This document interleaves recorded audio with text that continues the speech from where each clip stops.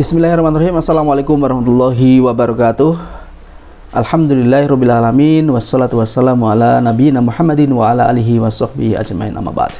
Pemirsa Ilham TV yang dirahmati Allah Subhanahu wa taala, kita akan menyaksikan sebuah kisah mualaf dari seorang wanita asal Skotlandia yang bernama Rebecca. Langsung kita simak video berikut. My name's Rebecca, I'm 26 years old and I'm from Scotland. I converted to Islam 2 months ago, alhamdulillah. I spent about a year to a year and a half doing a lot of research online before I actually took my Shahada. I was brought up in a small island called the Isle of Skye, the very north of Scotland. Neither of my parents were religious. I wasn't really brought up religious at all.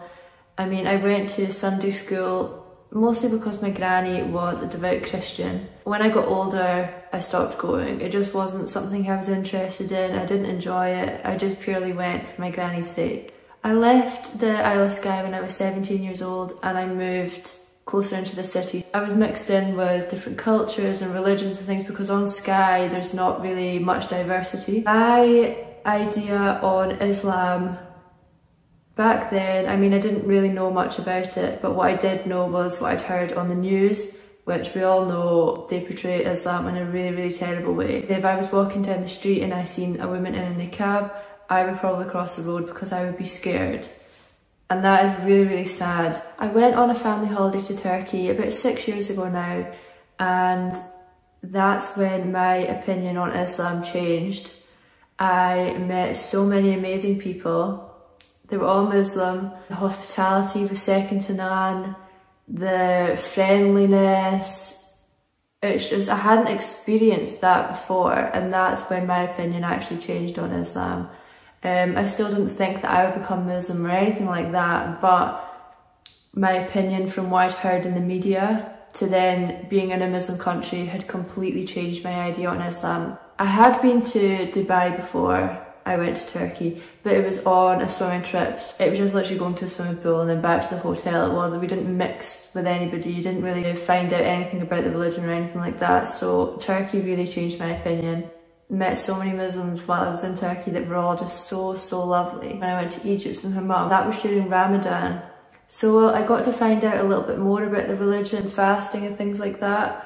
And I just thought, wow, like that takes such strength to be able to fast for the full month. That's something that I could never do, but I have so much respect for people that do that. So skip forward to February last year. I was really ill with COVID and I was in bed for a week. I just literally couldn't move. There was this girl that I followed on Instagram and she was giving out free Qur'ans to non-Muslims and they were translated into English.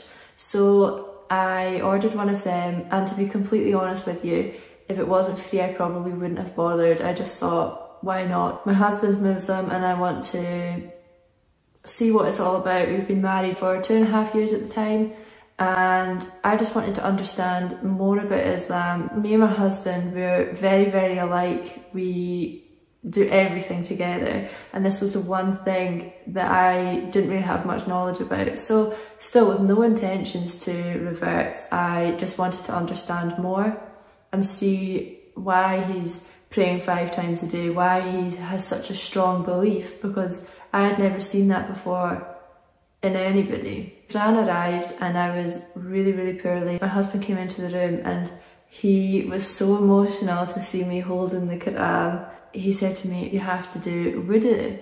And he explained to me what it was, and I was just too ill to even get out of bed. He goes, you can't touch the Quran without wudu. So I just put the Quran to one side. I was just too ill to get out of bed, so I just left it and it sat there for a few months. You know, life just takes over. We get so busy with work and other commitments. I got a CD Quran for my car. It would recite a little bit of the Quran and then it would say it in English as well so I could understand it. I would play that when I was driving. Wow, it made me feel so calm. I can't even explain it to you, this calmness. I just felt so content and like all my worries were just lifted. This is how I would feel. That was very special, subhanAllah. With it translating to English, I could really understand what was being said. So I loved the sound of the Quran and just the way that it made me feel. Even if I had like crazy road rage or something, I put the Quran on, instantly I would just feel so calm, and that was really, really lovely. I thought, wow, this is very, very special. August time came, me and my husband went travelling around Southeast Asia for 2.5 months. I decided to take my Quran with me then. I thought that it would be a good time for me to read.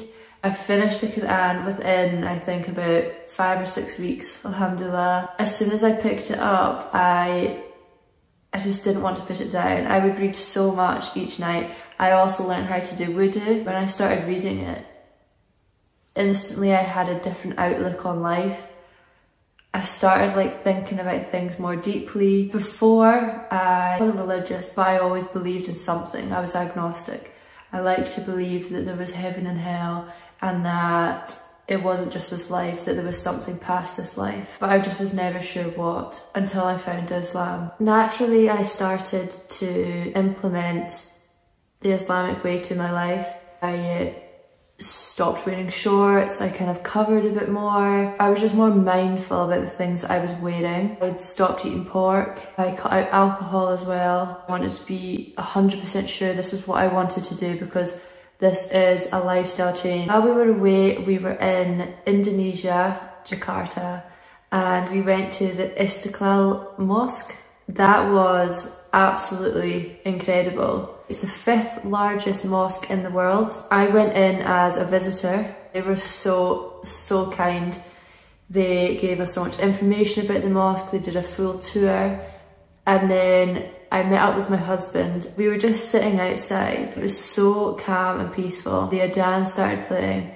I have never ever heard an adhan like this in my life, subhanallah. I had tears in my eyes. It was so powerful. My husband went in to pray and I sat at the back. I was crying. I was honestly crying. To see grown men running to pray. Like there was hundreds of people came in to pray, but to see grown men running, I thought, wow, subhanallah, that is incredible. To be at that age and to believe in something so much that you're running to go and pray, I just thought it was just amazing. It made to feel so welcome in that mosque. Even though I wasn't Muslim, I was made to feel so welcome. That played a part in me becoming Muslim as well. One day, inshallah, I would love to go back as a Muslim and be able to pray there. Inshallah, that would be really lovely. After our travels in Southeast Asia, we went on to Qatar for the World Cup. Being in a Muslim country, as I was researching into Islam, was very special. We went to the Education City Mosque. MashaAllah, that mosque is so beautiful. I could have easily taken my Shahada in Qatar. I was worried if I would still be able to implement it when I was home. So I spent some time at home. I knew that this was definitely the decision for me. Another thing that I was actually worried about before I converted, when I was still doing my research, was Christmas. Christmas has been such a big deal for me all my life. When I was growing up, it was my favourite day of the year. So I was also worried, do you wonder if I can celebrate Christmas and be Muslim? I watched a lot of videos on this, and the truth was, no, you can't imitate another religion. We have Eid to celebrate. Naturally, after reading the Quran and doing all this research, when I came home from the World Cup, it was December time.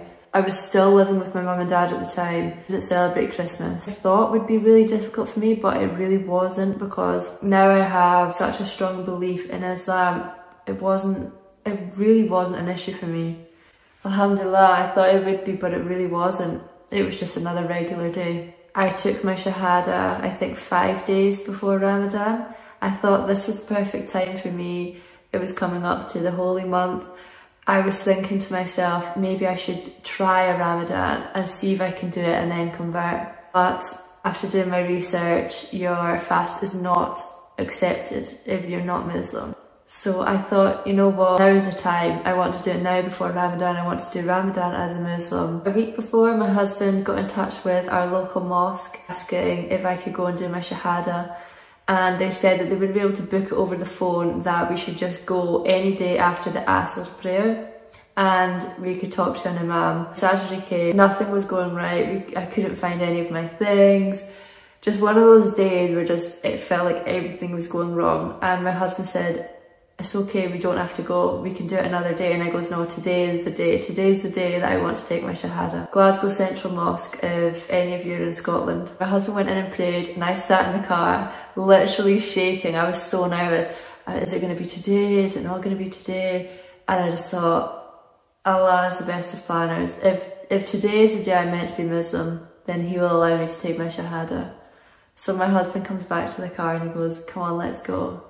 I went into the mosque with him and took my Shahada, alhamdulillah. I can't even tell you how it felt. It felt like I was sitting on the chair, but I wasn't me. I was like up here looking down at myself. I just felt so calm. Like the way that I was feeling when I was listening to the Quran in the car, that's my feeling. So calm. And I just felt like I wasn't even in my body. I was just watching me say my Shahada. Ramadan came. I really enjoyed it. I thought I would struggle, I won't manage it. That's what I was worried about, if I couldn't manage it. Alhamdulillah, it was so great. I really enjoyed it. I didn't struggle at all. I worked from home. I'm grateful for that, alhamdulillah. I think that helped a lot. It was so amazing doing Ramadan with my husband. Tried to do Ramadans with him in the past. One year I said, okay, I'm just going to drink water all day, but I couldn't even manage that, and after a couple of weeks I just gave up. Surprised at how well it went for me. And a few nights we went to the mosque for the Taraweeh prayer. That was really lovely as well. Seeing how many Muslims are actually in this area, subhanAllah. I felt part of this community. Allah chooses who He wills, and I'm so grateful that I was chosen to revert to Islam. A lot of my questions in life have been answered. I don't have one single doubt in my mind. It's given me so much peace and happiness.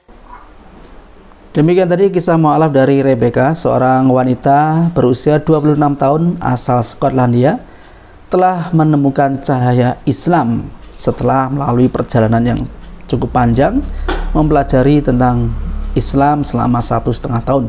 Dan alhamdulillah Allah memberinya hidayah, dan semoga Rebecca diberikan keistiqomahan. Amin.